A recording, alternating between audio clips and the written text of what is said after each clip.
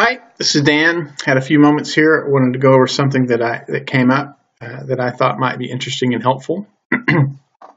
So I was preparing the next episode of Fey Secrets, which is the 13th episode. The situation is that the heroes have traversed the expanse of Dimgaard over the course of 2 episodes, and are either close to this Hagspawn enclave called Bancross, which is also the name of the leader of the enclave. So he's named the village after himself, or they've actually infiltrated the village and are taking a long rest there at the end, because it's in a hostile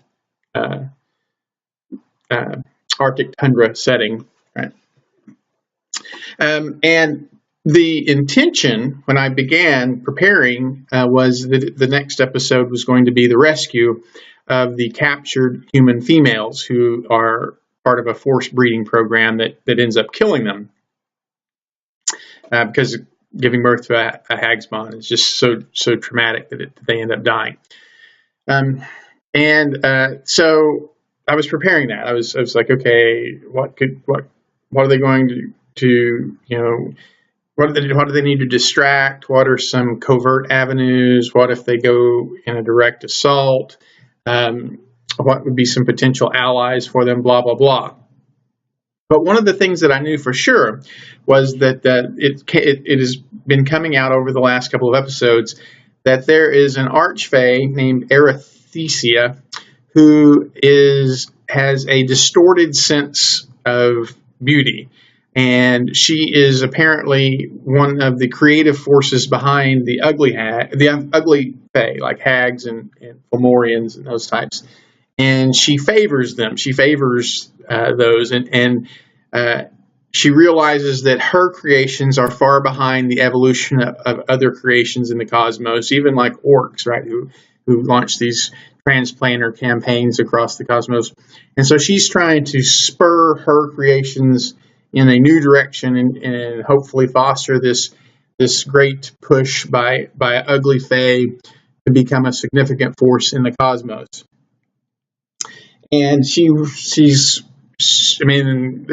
obviously at the lower levels there are just an indefinite number of adventuring types that she doesn't really work, but the PCs have now reached the point where she's like, oh, I need to keep an eye on these guys. So the last session she sent her primary agent a Fey called Flix, Petalfall, to interrogate them and determine their motives and report back to her. And now she realizes that the PCs are about to disrupt this Hagspawn expansion program that she has engineered. She's the one who made these Hagspawn fertile. Usually they are like mules; they're infertile. I was sure that one of the things that was going to happen was that early on in the adventure, Arethysia was going to engineer some opposition to the PCs, and I was looking for what that would be. And in the course of that, I hit upon the Volo's Warlock of the Archfey. So that seems it's good. It's the right CR4, right? And for these are 13th level PCs, which scales out to 1 CR4 per PC. If you look at the encounter budget, go to Cobalt Fight Club, for example. So that would be pretty good. But then when I began to really look at that stat, I said, oh, these guys, once per day, they can conjure Fey, which can bring in up to a CR6 Fey and drop it 90 feet away. I thought, wow. So clearly that's not going to be the same encounter, right? They're not going to conjure a CR6 Fey and then come in themselves as a CR4 creature, and that would just be devastating, probably as TPK, and particularly positioned early in the adventure. I didn't want that. So I said, okay, so that's going to be 2 separate encounters. They're going to summon they're going to use their conjure Fey. They'll conjure in some CR4 Fey-ish, and then they themselves will intervene once the PCs are not killed by them. And so then I began looking at the overall. So you need 20,000 to go from 13th to 14th level. I was like, and a medium encounter budget. Between medium and hard, which is what I shoot for, what I try to make encounters, you're looking at about 3,000 XP. So you're really only going to have about 7 events there. It's like, so I've already got 2 encounters, and I can attach 2 hazards to that, like a curse, right, and a disease associated with the interaction with the human warlocks. So that's 4 of the 7. Says okay. So then, well, if the warlocks have companions, and I have used this creature called Yethhound, which is a Fey companion. They're like a loyal hound servant who accompanies important Fey and agents of Fey on missions. So okay, so each one of these warlocks, and they're also CR4, so very good, like the perfect scaling. So each one of these warlocks will have a Yethhound with them that they can send in. Now I'm at 5. And I can attach another hazard to that. So really, I've got almost an entirely new module that I can interject between the end of 12 and the rescue in 13. And I like that because I was kind of wondering what I wasn't sure the way I have the plot laid out that I was going to get all the way through episode 21. I was going to have to add some additional content in there, and this is a good one. But that still leaves me hanging around with a little bit more. I need like one more solid encounter.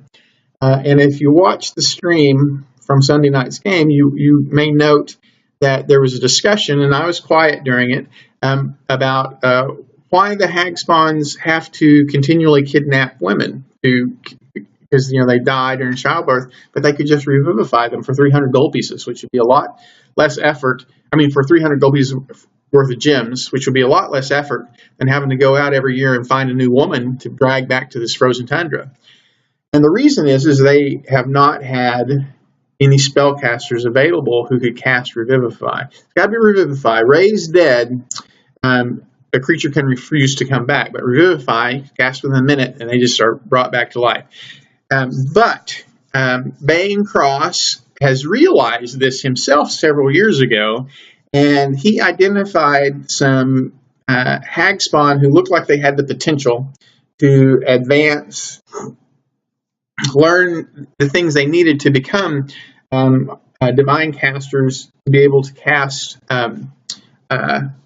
Revivify. And they are very excited because one of those, Neilmorn is his name, is on his way back, and it is expected that he will have gained the experience necessary to be able to cast Revivifies. So now no longer will Bane Cross be a slave to this cycle of capture a woman, impregnate her, she dies. So now we got to go. Now then it can be, okay, we capture a woman, and she can have an indefinite number of hag spawn babies because each time she dies, we revivify, which is pretty heinous when you think about it, right? Because that's a pretty way to, that's doomed existence. But, hag spawn are evil. What can I say? So anyway, so one of those is coming back, and I was like, oh yeah, that's a nice place to put this. That's a nice. So preventing Neilmorn from joining the hag spawn enclave is the final cog in that module.